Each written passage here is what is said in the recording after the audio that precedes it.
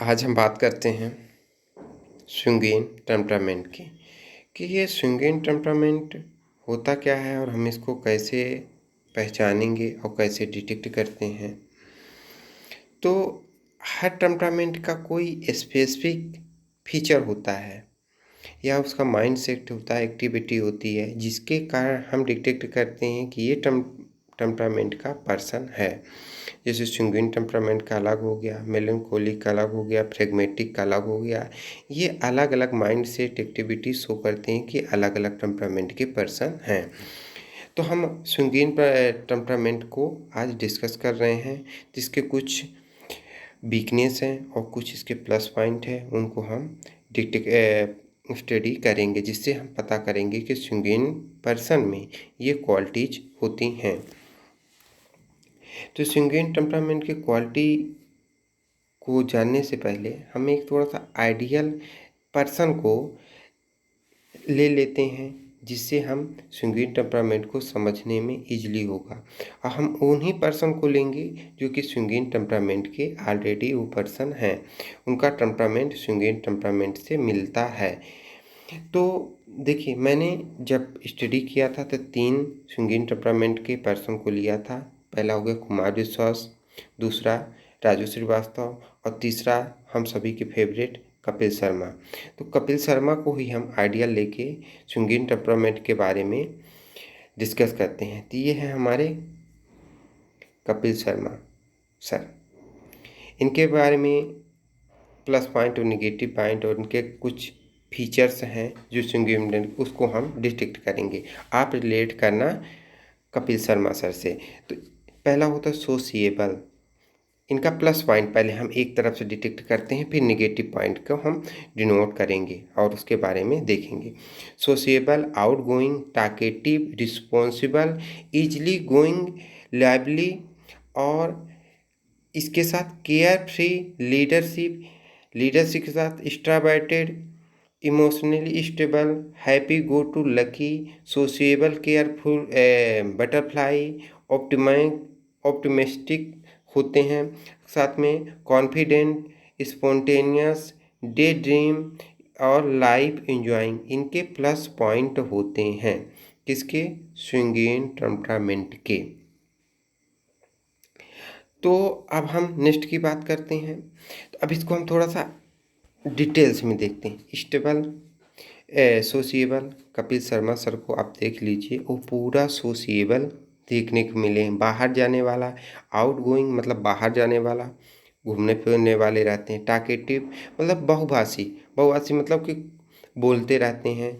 Maximum चीज़ें बहुभाषी जो समझ में आता है, जिससे उनकी कई बार इंग्लिश में बेइज्जती होते हुए मैंने देखा है।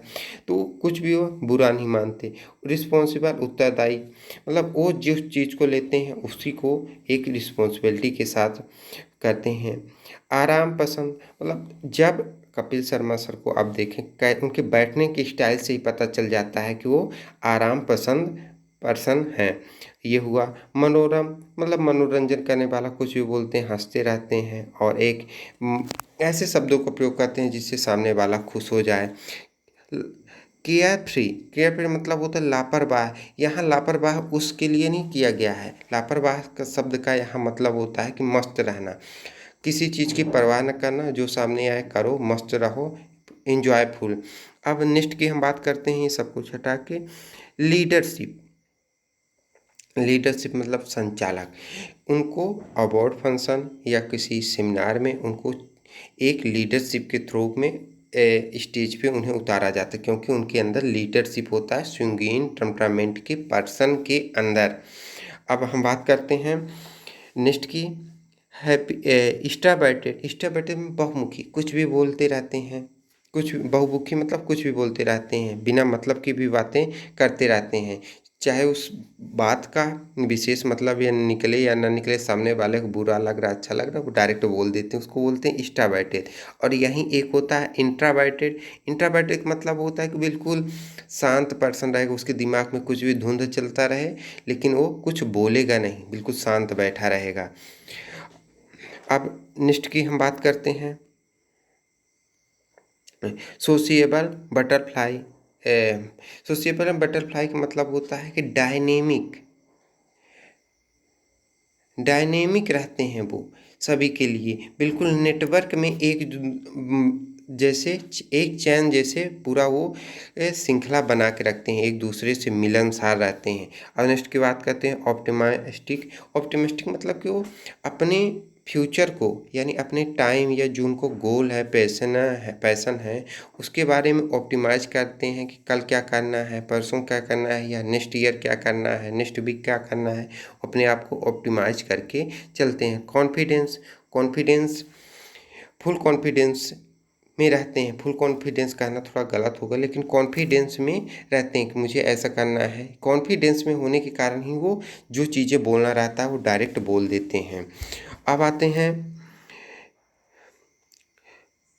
स्पॉन्टेनियस।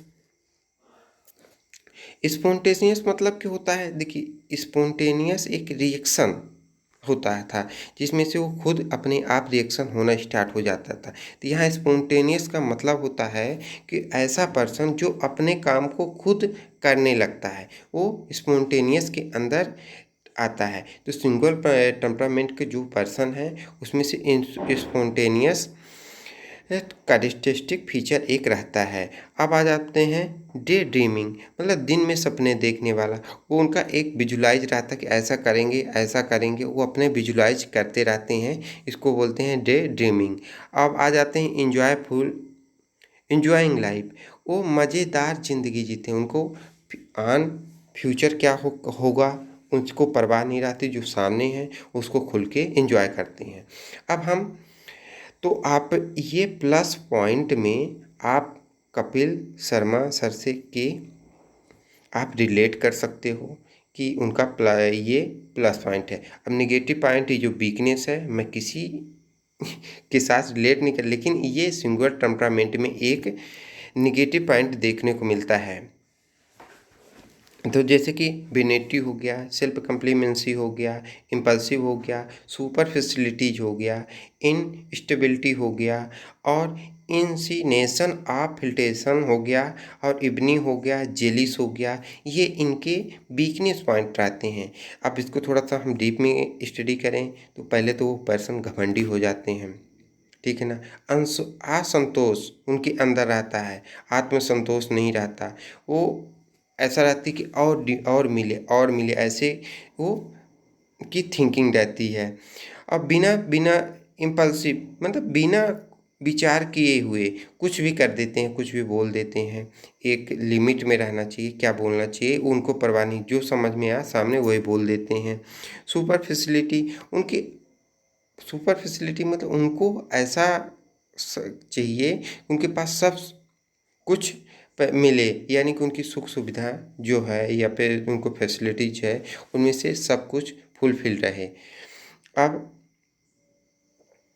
इनस्टेबिलिटी, वो स्टेबल नहीं रहते, वो अपना इधर उधर कुछ ना कुछ करते रहते हैं, या फिर उनकी माइंड सेट जो होता है तो इधर उधर का चलता रहता है। अब आते हैं इंसिनेशन एंड द इन्फिल्ट्रेशन, यानी कि जलना और छेड़खानी करना, जलाना और छेड़खानी करना। जैसे कपिल शर्मा सर का आप देखे होंगे, उसमें से वो मोस्टली छेड़खानी और जलिस वाली बातें करते रहते हैं जो वहाँ चीफ गेस्ट आते हैं। और इवनी मतलब ईर्ष्या करना किसी का, उनकी बातों से पता चलता है कि तू इतने करोड़ का मालिक हो गया, ये वो। अब जेलिस मतलब कि जेलिस हो गया। अब यदि हम इसके प्लस और माइनस पॉइंट को हम एक एनालाइज करते हैं तो ये सिंगुलर टेम्परामेंट के फीचर मिलते हैं।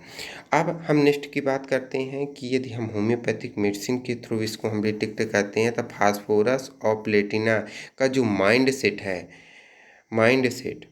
उसको आप रिलेट कर लीजिए, पूरा सिंगुलर टेम्परामेंट का माइंड सेट मिलता है।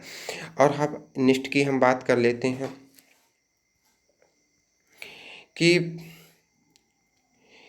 इसमें से जो डेवलपमेंट ऑफ डिसीज़ है, जैसे कि मैंने अपने नोट पे को ऑलरेडी लिखा हुआ है, उसके बारे में भी डिस्कस कर लें तो अच्छा रहेगा थोड़ा। ये मैंने लिखा है development disease of singular person. तो ये जो सिंगुलर पर्सन होते हैं उनकी डिसीज़ जो होती है कहाँ से ओरिजिन होती है, तो लीवर से होती है। और ये क्या लिखा है, फाइब्रिल इन्फिल्ट्रेशन और डायरिया, ट्रेकिकार्डिया और लेसिड्यूस, इसके कारण इनको डिसीज़ होती है। मतलब डायरिया के कारण, टेकिकार्डिया के कारण, हार्ट रेट बढ़ जाने के कारण, लेसिड्यूस मतलब थकान के कारण, आलसीपन के कारण और लीवर के कारण इनको डिसीज़ पैदा होती है। यदि हम संगीन टेम्परामेंट की मेडिसिन के बारे में बात करें कि मेडिसिन कैसे इनमें एक्ट करती है, तो शॉर्ट टाइम के लिए एक्ट करती है। कोई भी हम होम्योपैथिक मेडिसिन यदि देते हैं तो शॉर्ट टाइम के लिए एक्ट करती है। तो जब शॉर्ट टाइम के लिए एक्ट करेगी तो हम इनकी पोटेंसी जो सिलेक्शन करेंगे तो हाई पोटेंसी यूज करेंगे। हाई पोटेंसी इसलिए करेंगे कि इसमें से जो एग्रावेशन के चांस होते हैं वो बहुत कम होते हैं, तो इसलिए हम हाई पोटेंसी यूज करेंगे। तो ये हुआ अपना संगीन टेम्परामेंट। इसीलिए मैंने जिस एग्जांपल के साथ इसको पढ़ा था वो आपके साथ मैंने शेयर किया। तो कपिल शर्मा सर का जो का डिस्ट्रक्टिव फीचर है, माइंडसेट है, वो संगीन टेम्परामेंट से मैच करता है, इसलिए मैंने उनका एग्जांपल के साथ ये डिस्कशन किया।